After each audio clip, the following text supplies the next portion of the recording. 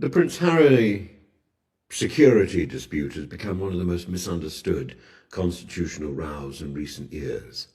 Too much of the debate has been reduced to caricature. One side portrays Harry as an entitled prince, demanding special treatment. Well, he is an entitled prince. The other presents him as a victim abandoned by his own country. Well, he is abandoned by his own country. The truth is rather more complicated and raises interesting questions about security, fairness, and the strange constitutional position occupied by members of the royal family. At first glance, many people instinctively ask one question: why should British taxpayers fund security for someone who no longer performs royal duties, lives in California, and earns millions from commercial ventures? That sounds perfectly reasonable. Then the complications begin. Harry is not asking to have a permanent police protection based in California. He's asking for protection during visits to Britain, particularly when carrying out public engagements connected with charities such as the Invictus Games and when travelling with his wife and children. Those are two rather different propositions.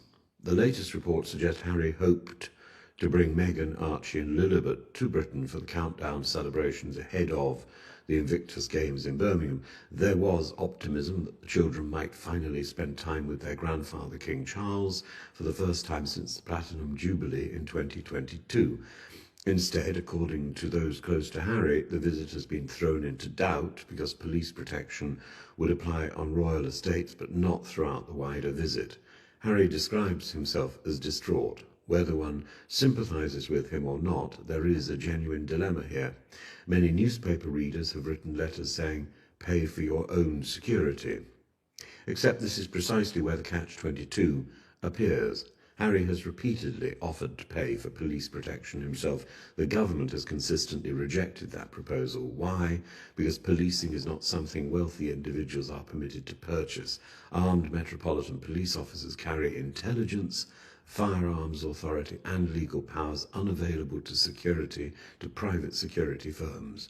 British policing has never been run on a commercial basis where the wealthy buy armed state protection while everyone else relies on private guards. In other words, Harry is not allowed to buy the one form of security he argues he needs. Private security companies perform excellent work, but they lack access to classified intelligence. They do not receive live terrorist briefings. They do not possess police powers. They cannot close roads or coordinate national protective operations in the same way. Harry's lawyers have argued for years that the threat comes not merely from individuals with cameras, but from extremists and unstable people inspired by publicity surrounding the royal family. Whether those risks justify police protection is exactly the question.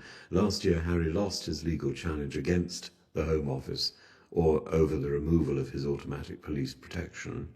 The courts didn't decide that Harry faced no threat. They ruled that the decision-making process adopted by the government was lawful. That distinction matters.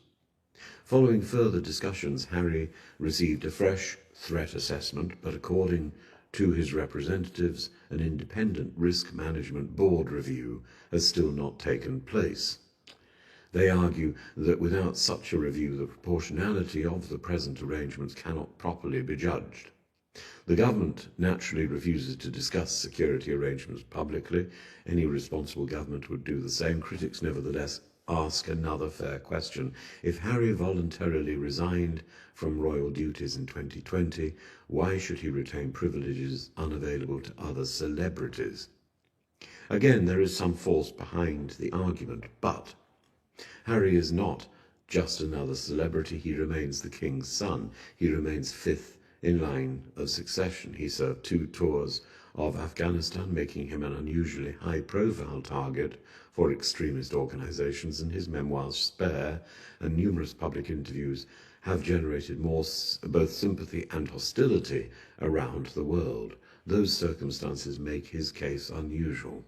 Equally unusual is the constitutional position occupied by RAVEC, the Royal and VIP Executive Committee. Decisions are made collectively by officials representing the Home Office, Metropolitan Police Cabinet Office and Royal Household under an independent chair.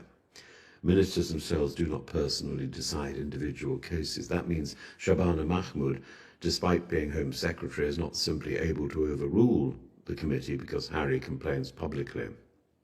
There's another uncomfortable reality. Harry himself bears responsibility for much of this family breakdown. His interviews with Oprah Winfrey, the Netflix series, and especially Spare, inflicted enormous personal embarrassment upon the royal family. William, in particular, has shown little inclination to forgive what he regards as repeated public betrayals. Trust, once broken, is difficult to rebuild. Many Britons, therefore, struggled to separate Harry's security concerns from the damage created by his own decisions. Yet security should never become a punishment. Protective policing exists to prevent harm, not to express moral approval or disapproval of someone's behaviour. If the intelligence demonstrates a genuine threat requiring police involvement, then politics and family arguments should be irrelevant. If the intelligence shows no exceptional threat, then Harry's case weakens considerably. Unfortunately, the public cannot know which is true because the relevant intelligence is rightly confidential, and there is another sadness in all this. Archie and Lilibet have done nothing wrong, and whatever one thinks of Harry or Meghan, the children are innocent participants in an adult dispute stretching back 6 years. They scarcely know Britain. They barely know their royal cousins. Their relationship with their grandfather has been reduced largely to video calls and occasional meetings. Family estrangements often produce innocent casualties. Royal estrangements are no different. One also wonders what happens when William eventually becomes king. Relations between the brothers show little sign of improving. Reports continue to suggest William has effectively stopped engaging with Harry altogether. If there is no reconciliation while Charles is alive, prospects under a future reign appear even slimmer. The wider constitutional principle deserves attention. Britain should not create a system where wealthy individuals purchase police protection. That would undermine equality before the law. Nor should the state withdraw protection purely because somebody has become unpopular.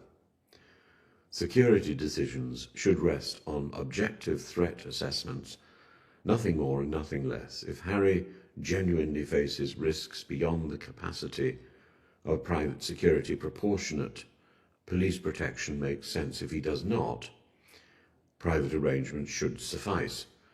The difficulty is that only the intelligence services possess enough information to adequately reach that judgment, and public opinion cannot substitute for classified assessments.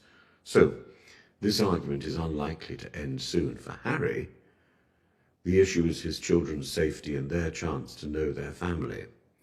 For the government, the issue is preserving the integrity of a security system which must remain consistent.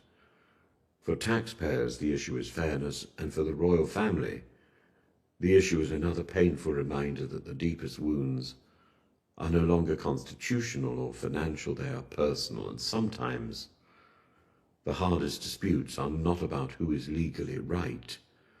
They are about situations where every available answer leaves somebody disappointed. That looks increasingly like one of these cases. Everywhere you go right now, people are talking about Prince Harry and Meghan. It doesn't matter what country you're in, what news channel you turn on, or what corner of the internet you're browsing, their story remains a massive global focus. But let's be entirely honest from the very start of this video. A lot of what you are hearing out there from traditional media channels is absolute nonsense. Lately, there's been a ton of buzz around a piece of commentary focusing on an assessment by Professor Tim Wilson, who is being paraded around by critics under titles like "Professor Tim Wilson exposes why Prince Harry won't bring Meghan and their children back to the UK." Exposes? Let's talk about what's actually being exposed here. The establishment wants you to believe that Harry is just being difficult, or that this is some sort of petty tantrum over titles and status. They want to frame the discussion around legal jargon and dry public policy to distract from the reality. But on this channel, we look past the smoke screens. The actual truth of the matter is that Harry's refusal to bring Meghan, Archie and Lilibet back to the United Kingdom has absolutely nothing to do with royal petulance. It has everything to do with basic human safety, documented high-level security threats, and a father's fierce determination to protect his wife and children from a toxic environment that has already proven, historically, how fatal it can be. The decisions and the struggles of the Sussexes touch people from completely different backgrounds all over the world because we can all understand the basic instinct to keep our families safe. Yet, for some reason, when Harry asks for that exact same right, the British establishment and its loudest critics completely lose their minds. Today, we are going to break down this entire situation, dismantle the weak arguments presented by the critics, and show you exactly why Harry is 100% justified in fighting this battle. Now, the commentators love to ramble on about how the royal family holds this special, irreplaceable place in British life. They wax poetic about tradition, public service, and the delicate balance of the constitutional monarchy. And sure, that's fine for the history books. But let's look at the actual reality of what happened when Harry and Meghan chose to step back from their roles as working royals. Since moving across the Atlantic to build a peaceful life in the United States, the couple has faced an onslaught of fresh challenges. And right at the top of that list, staring them in the face every single day, is the issue of security. The question of whether they can ever truly return home to Britain isn't about whether they miss the country or want to see family ties mended. It is a fundamental question of survival. Can they feel safe, and will they be protected? Let's track back to what started this entire mess. The moment Harry and Meghan made the brave decision to prioritise their mental health and step back from official duties, the establishment struck back by completely stripping away their armed police protection. Think about how malicious that is. Prince Harry didn't stop being a target just because he stopped cutting ribbons and attending state dinners. He was born into that target. He spent 10 years serving in the British military, including 2 tours in Afghanistan. He is a high-profile, globally recognised figure who faces unique, highly specific threats from extremists, fixated individuals, and hate groups. Yet the decision-makers decided that because he wasn't doing PR work for the firm anymore, his life, and the lives of his American-born wife and mixed-race children, suddenly didn't warrant the same level of protection. Harry has argued from day one that private security simply isn't enough on British soil. Private security guards don't have access to local, real-time state intelligence. They don't carry firearms legally in the UK. They don't have the legal authority or powers that Metropolitan Police officers possess. Fighting a legal battle for proper protection isn't a luxury for Harry. It's a necessity. But of course, the anti-Sussex media machine has used this fight to spark a relentless bad-faith public debate. This brings us back to the analysis of establishment figures like Professor Tim Wilson. Analysts like him try to take a very detached, clinical approach to this issue. They explain that security for public figures involves a complex web of legal rules and practical risks. They point out that legally, police protection in the UK is managed by a specific government body called RAVEC, the Executive Committee for the Protection of Royalty and Public Figures. The main responsibility sits within the Home Office, which supposedly decides who needs protection based on strict, fair rules to avoid wasting public money. But let's scratch beneath the surface of that fairness argument. The critics love to frame this as a financial issue. They constantly scream, why should public funds be used to protect someone who is no longer a working royal? Or they ask if the government truly has a duty to keep a non-working family member safe during a casual visit. Let's completely blow that argument out of the water. First of all, the risk to Prince Harry does not fluctuate based on whether he's representing the king or not. A terrorist or a dangerous stalker doesn't care about his employment status with the crown.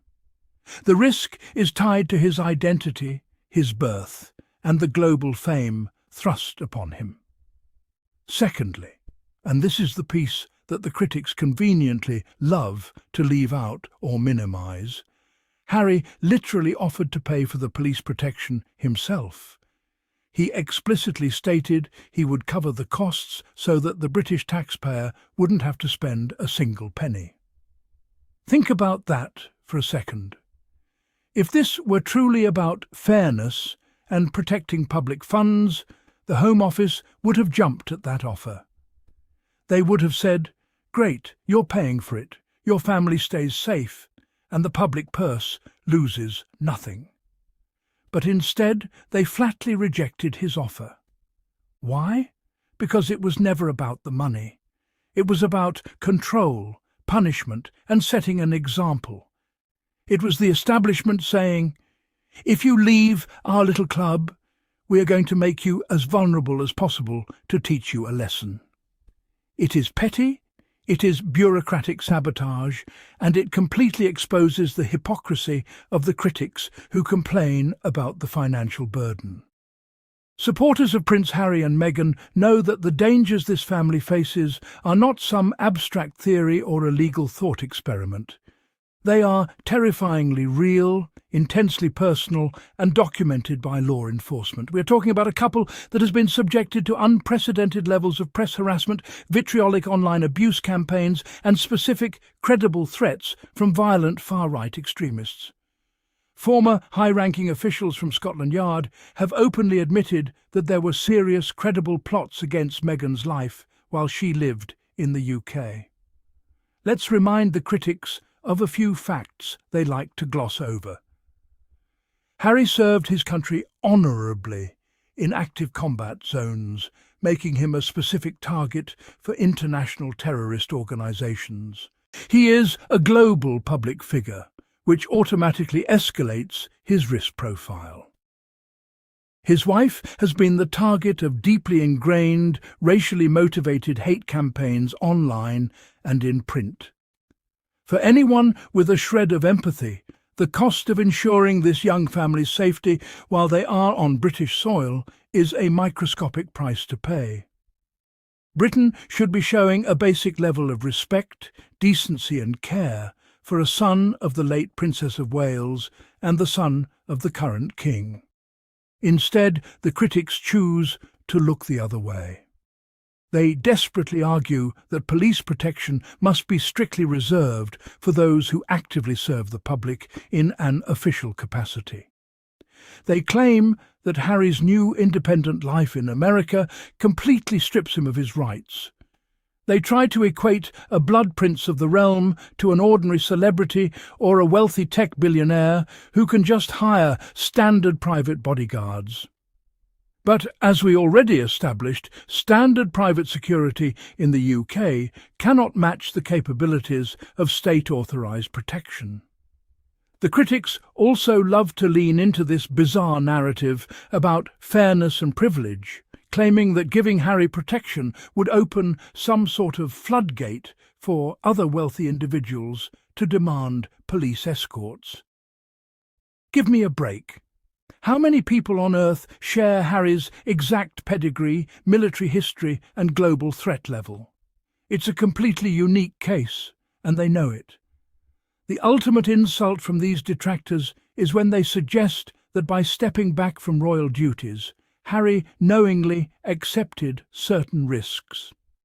They love to preach that if he wants the freedom of a private citizen, he should just accept the exact same security rules as any other private citizen walking down the street.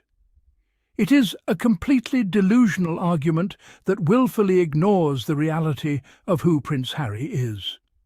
You cannot erase global recognition and lifetime security threats just by signing a piece of paper and moving to California.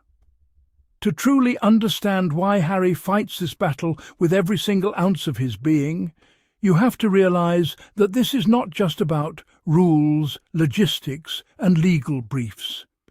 This is deeply, profoundly personal.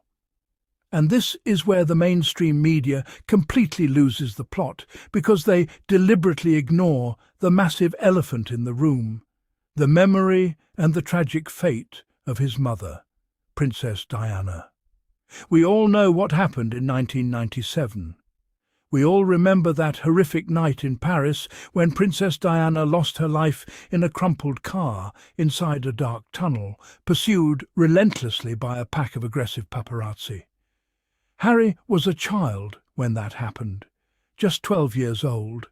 He had to walk behind his mother's coffin in front of the entire world, carrying a trauma that most of us cannot even begin to imagine. Since that day, Harry has spoken with heartbreaking honesty about the sheer panic, the helpless rage, and the profound fear he felt as a young boy witnessing his mother being hunted. He has never forgotten the lethal dangers that public life, unhinged media, obsession, and a lack of adequate protection can bring. For Prince Harry, protecting Meghan, Archie and Lilibet is not a lifestyle choice. It is a sacred, non-negotiable duty. He has stated openly and repeatedly that his biggest fear is history repeating itself. He refuses to allow his wife to suffer the same fate as his mother. He refuses to let Archie and Lilibet grow up with the same terror and loss that defined his own childhood. When you understand that, the entire argument made by his critics falls apart. It isn't about status, vanity, or trying to look important. It is about a father who looks at his children and says, "Not on my watch." It is about a husband who looks at the systemic failures of the institution that failed his mother and says, "I will not let you do this to my wife." The establishment commentators completely miss or deliberately hide this deep, painful motivation. They want to talk about committees and taxpayers, while Harry is quite literally trying to prevent a tragedy. So where does that leave us? Is there a realistic way forward for Harry, Meghan and their children to return to Britain safely? Some rational voices have called for a sensible compromise. A logical solution would be granting them full state protection, specifically when they return for public events, family milestones, or official visits, utilising clear, predetermined guidelines. Others believe the legal framework should simply be updated to allow high-profile individuals under verified threat to pay into a dedicated fund to reimburse the police forces for their specialised services. This would completely eliminate the taxpayer cost argument while ensuring that security remains tight, professional and well coordinated.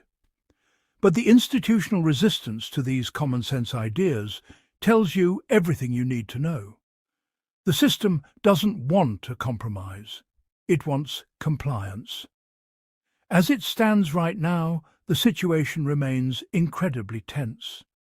Prince Harry's family will rightfully stay away from the UK until they are provided with the security they deserve. He has made it clear that he will not gamble with the lives of his loved ones just to appease hostile commentators or satisfy royal traditions. And honestly, good for him. It takes incredible courage to stand up to an entire state apparatus and say, "My family's safety is completely non-negotiable." This entire security battle brings up massive fundamental questions that go way beyond one single family. It forces us to look at what we truly value as a society. It's about recognizing basic human rights, exercising empathy, and rejecting the toxic double standards that are constantly weaponized against people who dare to choose a different path. The mainstream media can keep spinning their biased narratives, and commentators like Professor Tim Wilson can keep trying to justify the unjustifiable. But the truth is out there, and the global community sees exactly what is happening. The story of Harry, Meghan, and their beautiful children is still being actively written, and your voice in this conversation matters immensely. We need to keep pushing back against the media lies and showing our unwavering support for the Sussexes as they navigate these challenges. If you are proud to stand with Harry and Meghan, if you want to help us continue slamming the critics and exposing the hypocrisy of the British press, then please do us a massive favour right now, hit that subscribe button. Seriously, smash that subscription button, turn on the notification bell so you never miss a single deep dive, and leave a comment below letting us know your thoughts on Harry's brave security fight. Thank you so much for watching, for thinking critically, and for standing up for the truth. Keep supporting the Sussexes, stay strong, and we will see you right here in the very next video.